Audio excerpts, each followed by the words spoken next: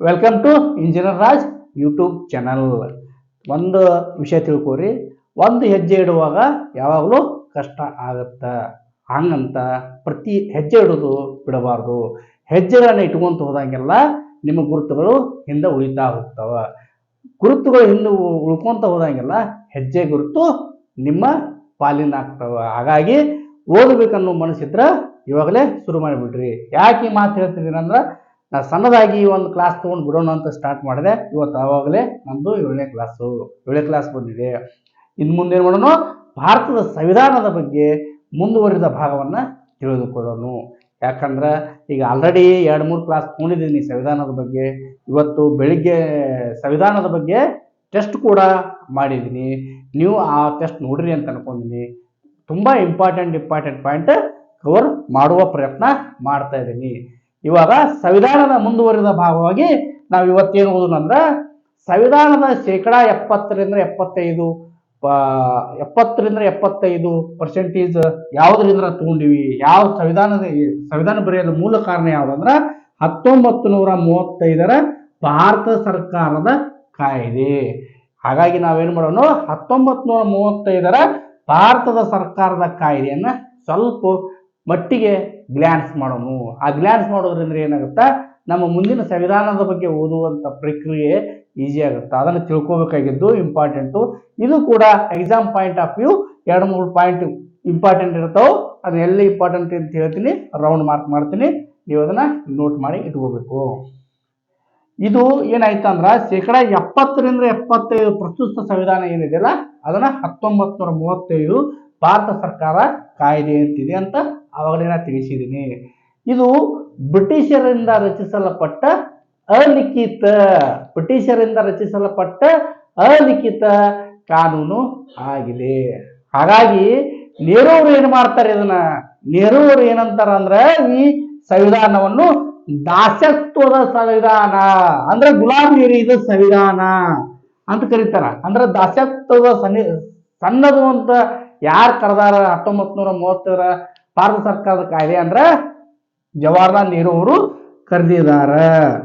ಹಾಗಾಗಿ ಈ 1935 ಭಾರತ ಸರ್ಕಾರದ ಕಾಯ್ದೆಯಲ್ಲಿ 321 ವಿಧಿಗಳಿದಾವ.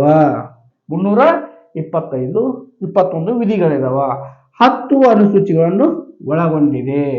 10 ಅನುಸೂಚಿಗಳಿಂದ ಕೂಡಿದ ಕಾನೂನ ರಚನೆ ಮಾಡ್ಯಾರ. ಇದನ್ನ ಯಾರು ಮಾಡ್ಯಾರ ಅಂದ್ರೆ ಅವರು ಬ್ರಿಟಿಷರೇ ಮಾಡಿದಾರ. ಹಾಗಾಗಿ ನಮ್ಮ ನೆಹರು ಅವರು ಅದನ್ನ ಒಪ್ಕೊಳ್ಳುವಂತ ಮನಸ್ಥಿತಿಯಲ್ಲಿ ಇರಲಿಲ್ಲ. ಅದಕ್ಕಾಗಿ ದಾಸತ್ವದ ಸಣ್ಣದು ಅಂತ ಇದನ್ನ ಕರೆದಾರ. ಇದನ್ನ ಜಾರಿಗೆ ಬರಲಿಲ್ಲ. ಯಾಕೆ ಬರಲಿಲ್ಲ ಅಂದ್ರ, ನಮ್ಮ ದೇಶೀಯ ಸಂಸ್ಥಾನದ ರಾಜರುಗಳು ಇದನ್ನ ಒಪ್ಕೊಳ್ಳಿಲ್ಲ. ಯಾಕಂದ್ರೆ ಕೆಲವೊಂದು ವಿಚಾರಗಳು ಅದರಲ್ಲಿ ಅವರಿಗೆ ಹಿಡಿಸ್ತಕ್ಕದ್ದು ಇರಲಿಲ್ಲ. ಹಾಗಾಗಿ ಇದೇನಾಗುತ್ತಾ, 1935 ಸಂವಿಧಾನ ಭಾರತ ಸರ್ಕಾರದ ಕಾಯ್ದೆ ಜಾರಿಗೆ ಬರೋದಿಲ್ಲ. ಇವಾಗ ನೆಕ್ಸ್ಟ್ ಪಾಯಿಂಟ್ ಇಂಪಾರ್ಟೆಂಟು. ಅದರಲ್ಲಿ ಕೆಲವೊಂದು ಪಾಯಿಂಟ್, 2 ಪಾಯಿಂಟ್ ಬಹಳ ಇಂಪಾರ್ಟೆಂಟು, ನೋಟ್ ಮಾಡ್ಕೊಂಡು ಇಟ್ಕೋರಿ. 1935 ಭಾರತ ಸರ್ಕಾರ ಕಾಯ್ದೆಯ ಪ್ರಮುಖ ಶಿಫಾರಸುಗಳು ಏನಪ್ಪಾ?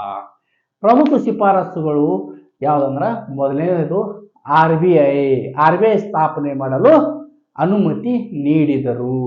ಯಾರು? ಬ್ರಿಟಿಷರು. 1935 ಭಾರತ ಸರ್ಕಾರದ ಕಾಯ್ದೆಯಲ್ಲಿ RBIಯನ್ನ ಸ್ಥಾಪಿಸಲು ಅನುಮೋದನೆ ನೀಡಿದರು. ಅವರ ಅನುಮತಿ ಮೇರೆಗೆ ಮತ್ತು ಹಿಲ್ಟನ್ ಯಂಗ್ ಅವರ ಶಿಫಾರಸಿನ ಮೇಲೆಗೆ ಕೋಲ್ಕತ್ತಾದಲ್ಲಿ RBI ಬ್ಯಾಂಕ್ ಸ್ಥಾಪಿಸಲಾಯಿತು. ಎಲ್ಲೇ? ಕೋಲ್ಕತ್ತಾದಲ್ಲಿ ಯಾಕೆ ಸ್ಥಾಪಿಸಿದರು ಅಂತಂದ್ರೆ, ನೀವು ಹಿಸ್ಟ್ರಿ ತೆಗೆದು ನೋಡಿದ್ರೆ ಕೋಲ್ಕತ್ತಾ ಒಂದು ಪ್ರಮುಖ ಬಂದರು. ಅಲ್ಲಿಂದ ವ್ಯಾಪಾರ ವಹಿವಾಟುಗಳು ಜಾಸ್ತಿ ಆಗೋದ್ರಿಂದ ಅಲ್ಲೇ ಸ್ಥಾಪಿಸಲು ಅನುಮತಿ ಮಾಡಿದರು. ಹಾಗಾಗಿ ಕೋಲ್ಕತ್ತಾದಲ್ಲಿ RBI ಬ್ಯಾಂಕ್ ಅನ್ನ ಸ್ಥಾಪನೆ ಮಾಡಿದರು. RBI ಬ್ಯಾಂಕ್ ಅನ್ನು ಎಲ್ಲಿ ಸ್ಥಾಪನೆ ಮಾಡಿದರು? ಕೋಲ್ಕತ್ತಾದಲ್ಲಿ. ಯಾರ ಶಿಫಾರಸಿನ ಮೇಲೆ? ಹಿಲ್ಟನ್ ಯಂಗ್ ಅವರ ಶಿಫಾರಸಿನ ಮೇಲೆಗೆ RBI ಬ್ಯಾಂಕ್ ಅನ್ನು ಕೋಲ್ಕತ್ತಾದಲ್ಲಿ ಸ್ಥಾಪನೆ ಮಾಡಿದರು. RBI ಬ್ಯಾಂಕಿನ ಮೊದಲ ಗವರ್ನರ್ ಯಾರು? ರಿಸರ್ವ್ ಬ್ಯಾಂಕ್ ಆಫ್ ಇಂಡಿಯಾದ ಮೊದಲ ಗವರ್ನರ್ ಯಾರು? ಮೊದಲ ಗವರ್ನರ್ ಹೆಸರು ನೋಟ್ ಮಾಡಿ ಇಟ್ಕೋರಿ, ಓ ಸ್ಮಿತ್ ಅಂತ. ಮೊದಲ ಗವರ್ನರ್ ಯಾರು? ಓ ಸ್ಮಿತ್ ಅಂತ. ಅವರು ಭಾರತ ರಿಸರ್ವ್ ಬ್ಯಾಂಕಿನ ಮೊದಲ ಗವರ್ನರ್ ಆಗಿ ಆಯ್ಕೆ ಆಗುತ್ತಾರ. ಅದೇ ತರ RBIದ ಗವರ್ನರ್ ಆಗಿ ಸೆಲೆಕ್ಟ್ ಆದ ಮೊದಲ ಭಾರತೀಯರು ಯಾರು? ಮೊದಲ ಭಾರತೀಯರು ಭಾರತದವರು ಯಾರಪ್ಪ ಅಂದ್ರ CD ದೇಶ್ಮುಖ್. ನೋಡಿ, ಇದು important exam point of view. CD Deshmukh ಅವರು ಬಹಳ ಇಂಪಾರ್ಟೆಂಟ್. ಯಾಕ ಭಾರತೀಯರಾದ ಅವರು ಮೊದಲ ಭಾರತೀಯರು ಯಾರಪ್ಪ ಗವರ್ನರ್ ಆಯ್ಕೆ ಆದವರು ಅಂದ್ರ CD ದೇಶ್ಮುಖ್ ಅಂತ ನೀವು ಹೇಳಬೇಕು. ಇದರ ಮತ್ತ ಪ್ರಮುಖವಾದ ಶಿಫಾರಸು ಏನಂದ್ರ ಭಾರತದಿಂದ ಬರ್ಮಾವನ್ನು ಬೇರ್ಪಡಿಸಲಾಯಿತು. ಇದೇನು ಇಂಪಾರ್ಟೆಂಟ್ ಅಲ್ಲ, ಬಟ್ ನೀವು ನೋಟ್ ಮಾಡಿ ಇಟ್ಕೋರಿ. ಭಾರತದಿಂದ ಬರ್ಮಾವನ್ನು ಬೇರ್ಪಡಿಸಲಾಯಿತು. ಪ್ರಾಂತ್ಯಗಳಲ್ಲಿ ದ್ವಿಸದನ ಪ್ರಾರಂಭಿಸಲಾಯಿತು. ನೀವು ಇವಾಗೆಲ್ಲ ಯಾವುದೋ ಸ್ಪರ್ಧಾತ್ಮಕ ಸ್ಟೇಟ್ ಅಥವಾ ಸೆಂಟ್ರಲ್ ಗೌರ್ಮೆಂಟ್ ಅಲ್ಲಿ ಅಪ್ಲೈ ಮಾಡ್ತಿರಲ್ಲ, KPSC UPSC ಜಾರಿಗೊಳಿಸಬೇಕು, ತರಬೇಕು ಅಂತ ಶಿಫಾರಸು ಮಾಡಿದವರು ಯಾರು? ಜಂಟಿಯಾಗಿ ರಚಿಸಬೇಕಂತ ಶಿಫಾರಸು ಮಾಡಿದವರು 1935ರ ಭಾರತ ಸರ್ಕಾರ ಕಾಯಿದೆ. ಹಾಗಾಗಿ KPSC ಮತ್ತು UPSC ಮೂಲ ಉಗಮ ಆಗಿದ್ದು 1935ರ ಭಾರತ ಸರ್ಕಾರ ಕಾಯ್ದೆಯಿಂದ. ಇದನ್ನ ಯಾಕೆ ನಾವು ಓದ್ಕೋಬೇಕು, ತಿಳ್ಕೋಬೇಕು ಅಂದ್ರೆ ನಮ್ಮ ಭಾರತ ಸಂವಿಧಾನ 70ರಿಂದ 75ರಷ್ಟು ಸೇಮ್ ಟು ಸೇಮ್ ಅದರಂಗೆ ಇದೆ. ಹಾಗಾಗಿ ಈ ಪಾಯಿಂಟ್ ಅನ್ನ ತಗೊಂಡು ಬಂದು ನಿಮ್ಗೆ ತಿಳಿಸ್ಕೊಡುವ ಅವಶ್ಯಕತೆ ಇತ್ತು. ಹಾಗಾಗಿ ಇದನ್ನ ತಗೊಂಡು ಬಂದಿದ್ವಿ. ಈಗ ಸಂವಿಧಾನದ ಮುಂದುವರಿದ ಭಾಗವನ್ನ ಎಕ್ಸಾಮ್ ಪಾಯಿಂಟ್ ಆಫ್ ವ್ಯೂ ಯಾವುದು ಇಂಪಾರ್ಟೆಂಟು ಅನ್ನೋದನ್ನ ಹೇಳ್ತೀನಿ, ಕೇಳ್ರಿ. ನೆಕ್ಸ್ಟ್, ಪ್ರಮುಖ ವಿಧಿ ನಿಯಮಗಳು ಯಾವುದಪ್ಪ? ಪ್ರಮುಖ ವಿಧಿ ನಿಯಮಗಳು ಮೊದಲಿಗೆ ಬರೋದೇ ಮೂಲಭೂತ ಹಕ್ಕುಗಳು. ಯಾವುದು? ಮೂಲಭೂತ ಹಕ್ಕುಗಳು ಭಾಗ 3 ಆರ್ಟಿಕಲ್ 12ರಿಂದ 35ರ ಮಧ್ಯದಲ್ಲಿದೆ. 12ರಿಂದ 35 ಆರ್ಟಿಕಲ್ ಏನ್ ಬರ್ತಾವಪ್ಪ ಅಂದ್ರೆ ಮೂಲಭೂತ ಹಕ್ಕುಗಳು. ಏನು? ಮೂಲಭೂತ ಹಕ್ಕುಗಳು. Very important. ನೋಟ್ ಮಾಡ್ಕೊಳದೇ ಇದ್ರೆ ನಿಮಗ ನೆನಪಿನಲ್ಲಿ ಉಳಿಯುವುದಿಲ್ಲ. ಮೂಲಭೂತ ಹಕ್ಕುಗಳು ವೆರಿ ಇಂಪಾರ್ಟೆಂಟ್. ಎಷ್ಟು ಮೂಲಭೂತ ಹಕ್ಕುಗಳಿದಾವ? 6 ಮೂಲಭೂತ ಹಕ್ಕುಗಳಿದಾವೆ. ಹುಚ್ಚಿ ತಪ್ಪು ಹೇಳ್ತಿದ್ರಿ. ನಿಮ್ಗ ಈಗಾಗಲೇ 2-3 ಕ್ಲಾಸ್ನಲ್ಲಿ ಹೇಳಿದೀನಿ. ಮೂಲಭೂತ ಹಕ್ಕುಗಳು 6 ಇದ್ರೂ ಕೂಡ ಅದರಲ್ಲಿ ಒಂದನ್ನ ತೆಗೆದು ಹಾಕಲಾಗಿದೆ. ಯಾವ ತಿದ್ದುಪಡಿ ಮೂಲಕ ಅನ್ನೋದು ಇವಾಗ ತಿಳಿಸ್ಕೊಡ್ತೀನಿ. 1978ರ 44ನೇ ತಿದ್ದುಪಡಿಯ ಪ್ರಕಾರ ಆಸ್ತಿಯ ಹೊಂದುವ ಹಕ್ಕನ್ನು ಮೂಲಭೂತ ಹಕ್ಕಾಗಿ ಉಳಿಸಿಲ್ಲ. ಅದನ್ನೇನ್ ಮಾಡಿದಾರ? ತೆಗೆದು ಕಾಸು ಏನ್ ಮಾಡಿದಾರ? ಅದನ್ನ ಕಾನೂನಾತ್ಮಕ ಹಕ್ಕಾಗಿ ಕನ್ವರ್ಟ್ ಮಾಡಿದಾರ. ಅದು ಎಲ್ಲಿದೆ? ಆರ್ಟಿಕಲ್ ನಂಬರ್ 300A ಆಸ್ತಿ ಹೊಂದುವ ಹಕ್ಕನ್ನ ಮಾಡಿದಾರ. ಇದೇನೋ ಮೂಲಭೂತ ಆಸ್ತಿ ಹೊಂದುವ ಹಕ್ಕು ಏನು ಮೂಲಭೂತ ಹಕ್ಕದಿಂದ ಇವಾಗ ಕಾನೂನಾತ್ಮಕ ಹಕ್ಕಾಗಿ ಬದಲಾವಣೆ ಆಗಿದೆ. ಇದನ್ನ ಇಂಪಾರ್ಟೆಂಟ್ ನೆನಪಿಟ್ಕೋಬೇಕು ನೀವು. ಯಾಕಂದ್ರೆ ಕ್ವಶನ್ ಕೇಳ್ಬಿಡ್ತಾರ, ಕೆಳಗಿನಲ್ಲಿ ಯಾವುದನ್ನು ಮೂಲಭೂತ ಹಕ್ಕಾಗಿ ಪರಿಗಣಿಸಲಾಗಿಲ್ಲ. 4 ಮೂಲಭೂತ ಹಕ್ಕು ಕೊಡ್ತಾರ, ಅಲ್ಲಿ ಒಂದು ಆಸ್ತಿ ಒಂದು ಹಕ್ಕು ಕೊಡ್ತಾರ. ಅದನ್ನ ನೀವು ತೆಗೆದು ಹಾಕಬೇಕು, ಅಲ್ಲಿಂದ ಎರಾಜ್ ಮಾಡ್ಕೋಬೇಕು. Next come to the point. ಪ್ರಮುಖ ವಿಧಿಗಳ ಮೂಲಭೂತ ಹಕ್ಕುಗಳನ್ನು ನೋಡ್ತಾ ಇದ್ರಿ. ಮೂಲಭೂತ ಹಕ್ಕುಗಳಲ್ಲಿ ಇವಾಗ 6ರಿಂದ 5 ಆಯ್ತು. ಮೊದಲನೇ ಹಕ್ಕು ಯಾವುದು? ಸಮಾನತೆ ಹಕ್ಕು ಯಾವ ಆರ್ಟಿಕಲ್, ಯಾವುದು ವಿಧಿ ನಿಯಮದಲ್ಲಿ ಇದಾವ ಅಂದ್ರ 14ರಿಂದ 18ನೇ ವಿಧಿ ನಿಯಮದಲ್ಲಿ ಸಮಾನತೆ ಹಕ್ಕು ಇದಾವ. ಸ್ವಾತಂತ್ರ್ಯದ ಹಕ್ಕು ವಿಧಿ ನಿಯಮ 19ರಿಂದ 22ನೇದಲ್ಲಿ ಇದಾವ. ಶೋಷಣೆ ವಿರುದ್ಧ ಹಕ್ಕು ವಿಧಿ ನಿಯಮ 23-24ರಲ್ಲಿ ವಿಸ್ತೃತವಾಗಿ ಬರೆದಿದಾರ.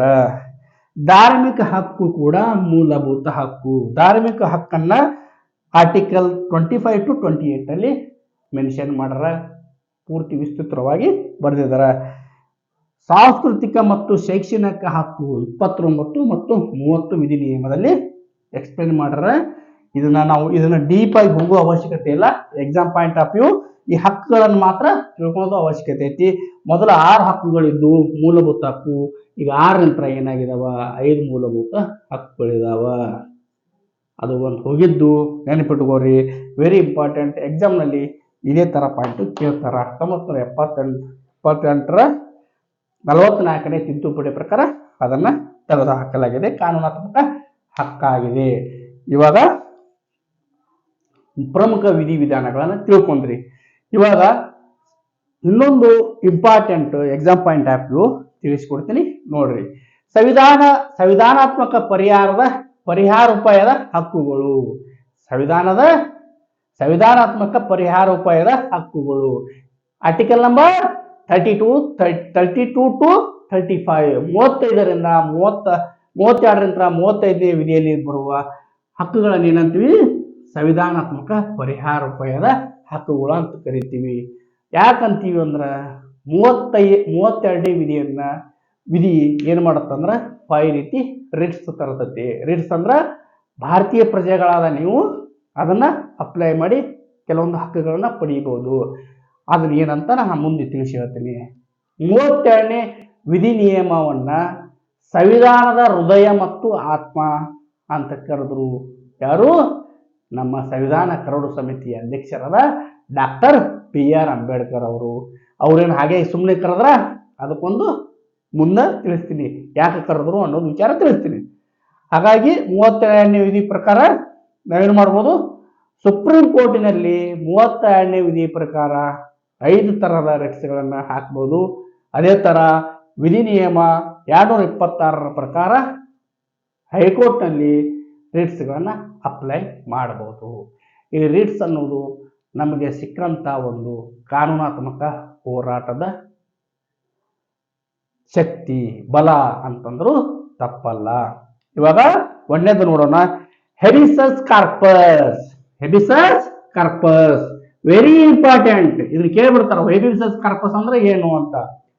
ಯಾವುದೇ ವ್ಯಕ್ತಿಯನ್ನು ಅಕ್ರಮ ಬಂಧನದಲ್ಲಿ ಇಟ್ಟುಕೊಂಡಾಗ ಹೊರಡಿಸುವಂತದ್ದು ಏನೋ ಹೆಬಿಸಸ್ ಕಾರ್ಪಸ್. ಇದನ್ನ ಯಾರು ಹೊರಡಿಸ್ತಾರ? ಸುಪ್ರೀಂ ಕೋರ್ಟು ಅಥವಾ ಹೈಕೋರ್ಟ್ನವರು ಹೊರಡಿಸ್ತಾರ. 24 ಗಂಟೆ ಒಳಗಡೆ ಏನಾದರೂ ಅಪರಾಧಿನೋ ಅಥವಾ ಅಪರಾಧಿ ಸ್ಥಾನದಲ್ಲಿ ನಿಂತವ್ರನ್ನ ಅರೆಸ್ಟ್ ಮಾಡಿದಾಗ ತಂದು ಕೋರ್ಟಿಗೆ, ನ್ಯಾಯಾಲಯದಲ್ಲಿ ಪ್ರೊಡ್ಯೂಸ್ ಮಾಡಬೇಕು.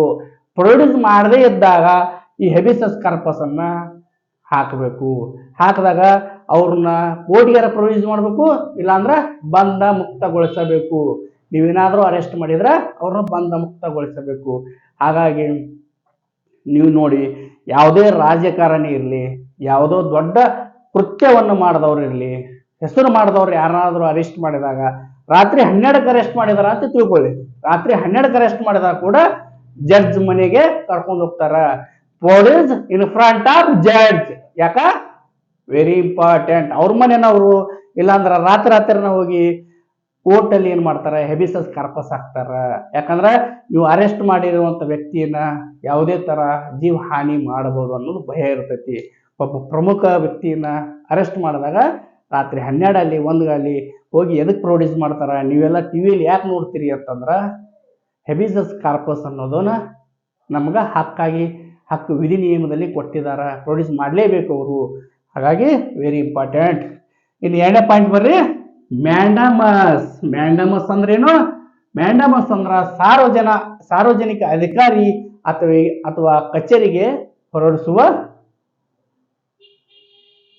ಹೊರಡಿಸುವ ಆಜ್ಞೆಯಾಗಿದೆ. ಇದನ್ನ ಖಾಸಗಿ ವ್ಯಕ್ತಿಗಳನ್ನು ಹೊರಡಿಸಬಹುದೇನೋ?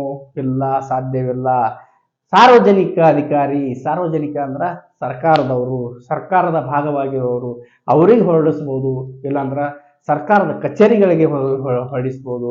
ಖಾಸಗಿ ವ್ಯಕ್ತಿಗಳಿಗೆ ಸಾಧ್ಯವಿಲ್ಲ. ಹಾಗಾಗಿ ವೆರಿ ಇಂಪಾರ್ಟೆಂಟ್. ಇದು exam point of view. Mandamus ಅನ್ನ ಕೇಳ್ಬಿಡ್ತಾರ.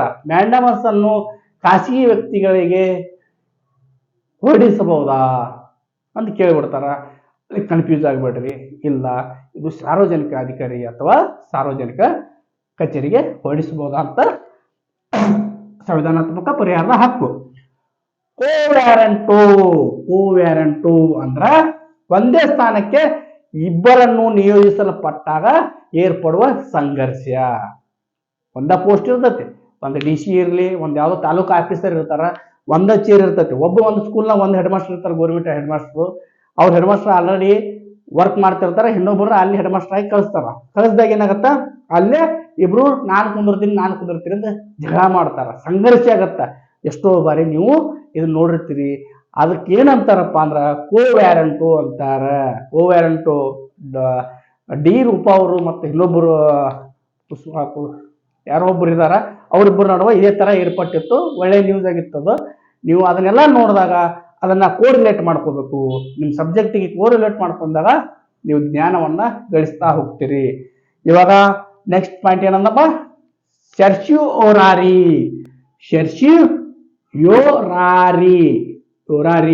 ಇದೇನಂದ್ರ ತನ್ನ ಉನ್ನತ ನ್ಯಾಯಾಲಯವು ತನ್ನ ಅಧೀನ ನ್ಯಾಯಾಲಯಕ್ಕೆ ಹೊರಡಿಸುವ ಆಜ್ಞೆಯಾಗಿದೆ. ಅಂದ್ರ ಸುಪ್ರೀಂ ಕೋರ್ಟು ಹೈಕೋರ್ಟಿಗೆ, ಹೈಕೋರ್ಟ್ದವರು ಜಿಲ್ಲಾ ಕೋರ್ಟಿಗೆ, ಜಿಲ್ಲಾ ಕೋರ್ಟ್ದವರು ತಾಲೂಕು ಕೋರ್ಟಿಗೆ ಹೊರಡಿಸುವ ಆಜ್ಞೆಯಾಗಿದೆ.